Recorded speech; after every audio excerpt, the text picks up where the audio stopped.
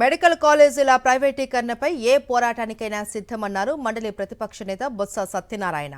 Medical కాలేజీలు పేదలకు విద్యతో పాటు వైద్యాన్ని అందిస్తాయి అన్నారు. ఈ నెల 9న వైఎస్ జగన్ నర్సీపట్నం మెడికల్ కాలేజీని సందర్శిస్తారు అని తెలిపారు బొత్స సత్యనారాయణ. ఇక విశాఖ ఉక్కు ఆంధ్రుల హక్కు అని, కూటమి గెలిస్తే ప్లాంట్ ప్రైవేటీకరణ ఆగుతుంది అని ఆనాడు జగన్ చెప్పింది నిజమవుతుంది అన్నారు.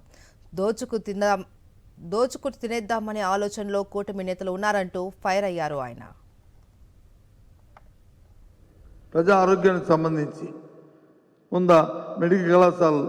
మెడికల్ కళాశాల అంటే ఒక సీట్ల కోసమే మెడికల్ కళాశాల కాదు, ఒక చదువుకే కాదు, చదువుతో పాటు పేదవాడి చదువుతో పాటు వారికి దాంతోపాటు పేదవాడి తాలూకా ఆరోగ్యానికి సంబంధించిన అంశం కూడా ముడిపడుతుంది. అందుకోసమే 17 మెడికల్ కళాశాలని ఎక్కడ భారతదేశంలో ఏ రాష్ట్రంలో లేని విధంగా ఆంధ్ర రాష్ట్రంలోనూ మన రాష్ట్రంలో వచ్చాయి.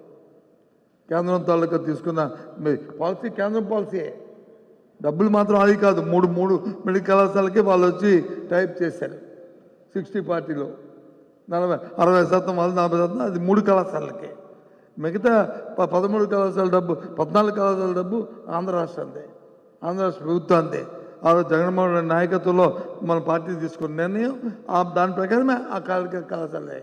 దానికి కావాల్సిన డబ్బును కూడా వాళ్ళ క్యాబినెట్లో టైప్ చేసి నాబార్డు లోన్స్ కూడా తీసుకొచ్చి టైప్ చేసి ఈ విషయాన్ని వాళ్ళ అధికారులను పార్టీయే చెప్తుంది. ప్రపంచంలో ఎక్కడా కూడా విద్యా వైద్యాన్ని ప్రైవేట్ పరం చేసిన దాఖలాలు ఎక్కడా లేవు. మన దేశంలో లేవు, ప్రపంచంలో లేవు. మన దేశం సంగతి ఇప్పుడు మన దేశంలో లేవు, ప్రపంచంలో ఎక్కడో ఉంది. ఇంకా చంద్రబాబు నాయుడు ఎప్పుడూ కూడా ఏదో దేశం గురించి చెప్తాడు కదా, ఏ దేశంలో కూడా లేవు.